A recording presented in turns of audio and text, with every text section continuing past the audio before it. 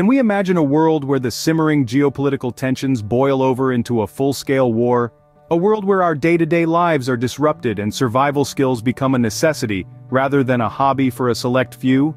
The question is not far-fetched. It's a reality that we must confront given the recent developments in the global political landscape. Take for instance the chilling words of Admiral Rob Bauer, a top NATO official. Admiral Bauer recently issued a stark warning. The ongoing conflict in Ukraine could escalate into a larger war with Russia and other adversaries. The prospect of such a war is not just a military concern, it's a societal concern, one that requires what the Admiral calls a whole-of-society approach.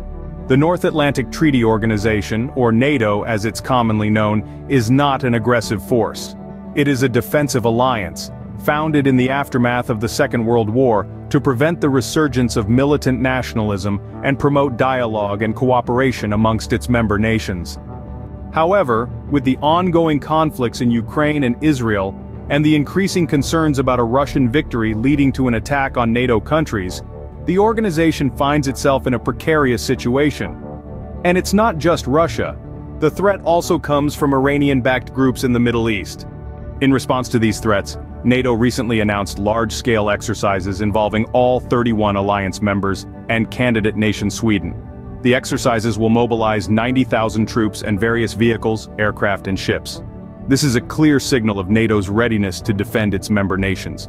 But it also paints a grim picture of the world we live in, a world where the threat of war looms large, and the need for preparedness is greater than ever. And that brings us back to our initial question. Are we ready? Are we prepared to face a world where survival skills become a necessity? As global citizens, we need to take this warning seriously. We need to start thinking about our survival strategies, about how we can protect ourselves and our loved ones in the event of a larger conflict. This is not about fear-mongering. This is about being aware of the world we live in and taking proactive steps to ensure our survival.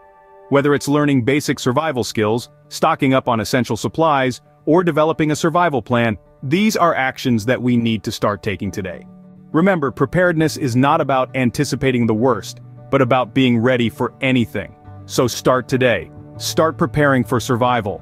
Because in a world of uncertainty, the one thing we can be certain of is our ability to adapt and survive.